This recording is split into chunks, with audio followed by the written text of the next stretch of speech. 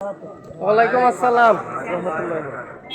আমরা দীর্ঘ 15 বছর যাবৎ আমরা ফ্যাসিস্ট সরকারের জুলুম নির্যাতনের যে নিষ্পেষিত দিনগুলি আমরা কাটাইছি, এর মাঝখানে আমরা যে কষ্ট ভোগ করছি, এর মাঝখানে মানুষ এই আন্দোলনে বিভিন্নভাবে মামলা মোকদ্দমায় জড়াইছে, বিভিন্নভাবে আমরা জেল জুলুম খাচ্ছি, বিভিন্নভাবে আমরা ক্ষতিগ্রস্ত হয়েছি। দেখা গেছে এক পর্যায়ে 15 বছর আমরা হরিহাট পাইরে গেছি, আমরা কি করা পাইছি না, আমরা সুফল পাইছি না, আমরা নির্যাতন নিষ্পেষিতই হয়েছি, খালি সুফল পাইছি না। ইনশাল্লাহ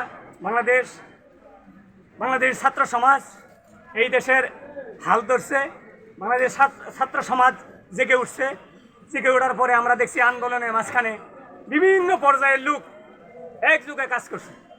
করার পরে এই ফ্যাসিস্ট সরকার, আমরা জানতাম যে মুলসিভা পর্যন্ত এই উড়াল দিব, আসলে বাস্তব আল্লাহ কবুল করছে, মুলসিভা পর্যন্ত উড়কাইয়া চলে গেছে। এখন যারা অভিভাবক হারা জাগরে থেকে এসে উড়াল দিয়ে গেছে, তাদের অভিভাবক নাই, অভিভাবক হারা ওরা অবস্থা বিভিন্নভাবে বিক্ষিপ্তভাবে তারাও আতঙ্কে ভয়ে আছে। আমরা এই 3-4টা গ্রামের মানুষ এক জায়গায় বসবাস করি, আমাদের উপরের যে দায়িত্বশীলরা আছে আজকে স্পষ্ট ঘোষণা দিয়ে দিছে, আমাদের ফাঁসি হয়েছে, আমাদেরকে ফাঁসিতে দিছে, জেল খাটাইছে।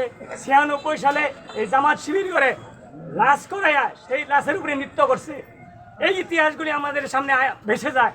তাই বাংলাদেশ জামাত ইসলাম আজকে ঘোষণা দিয়ে দিছে যে বাংলাদেশ জামাত ইসলাম কারোর সাথে জিত হিংসা নাই, প্রতিহিংসা নাই, আমরা একসাথে বসবাস করবাম, একসাথেই করবাম। আজ থেকে এই থেকে আমরা শপথ নিবাম, আমাদের এখানে কোনো দাঙ্গামি, আমাদের এখানে কোনো প্রতিহিংসা কারোর সাথে, আমরা ভাই ভাই হিসাবে হিন্দু মুসলিম একসাথে বসবাস করাম, কোনো কারোর টুলটি বিচ্ছেদ আমরা দেখতে চাই না। একসাথে কাঁধে কাঁধ মিলে আমরা কাজ করে, আমরা সমাজকে সমাজ মিলে আমরা একসাথে আমরা বসবাস করতে চাই, আমরা দাঙ্গা দেখতে চাই না। বাংলাদেশ জামাত ইসলাম সকল কিছু, ফাঁসি, গুম খুন সকল কিছু মাফ করে দিছে।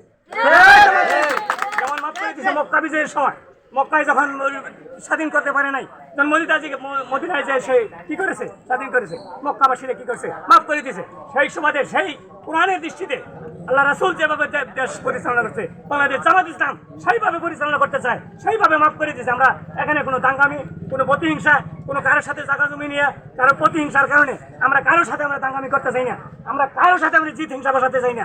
আজ থেকে আমরা একসাথে বসবাস করবো, একসাথে আমরা চলাফেরা করবো। কোনোদিন হিন্দু ভাইদেরকে কেউ কোনোদিন টু কথা কইবেন না, কোনোদিন না। তাদেরকে আমরা কি করবো, অভিভাবক হইলে অভিভাবকের যে যন্ত্রণা সেই বুঝে আমরা তাদের পাশে যদি দাঁড়াই, তারা নিঃসন্দেহে বাজার করবে, নিঃসন্দেহে এখানে আসবে, আমাদের সাথেই চলাফেরা করবে। আমরা কোনো দ্বন্দ্ব ফেসাদ করবার চাই না। আপনার কি করেন? সকলকে ধন্যবাদ জানাই। আমরা হিন্দু পাড়া গেছিলাম, যা ওখানে ই করে আমরা হিন্দু পাড়া গেছি, আমরা সকলে একসাথে বসবাস করব। কারণ যে অনুষ্ঠানমূলক কেউ কিছু করি না, আমরা কিন্তু যে আহ্বান করলাম ইনশাআল্লাহ সবাই আসবে, সকলের দায়িত্ব আছে কি আবার কি করা, হেফাজত করা। না না না না না, কেউ কোনো ব্যাট সাউন্ড নাই। আর যে ব্যাট সাউন্ড দিবা তাহলে দেখা যাচ্ছে তোমরাও রক্তে মাংস করো, আমরাও রক্তে মাংস করো, তাহলে দেখা যাচ্ছে দুই প্রতিপক্ষ হয়ে যাবে আমরার মধ্যে।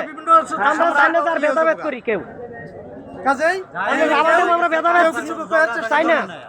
ঠিক আছে, দরকার নাই, তাই জন্য ছাড়াই গেছে, কারণ আমরা চাই না যে কেউ কোনো ভেদাভেদ সৃষ্টি হোক।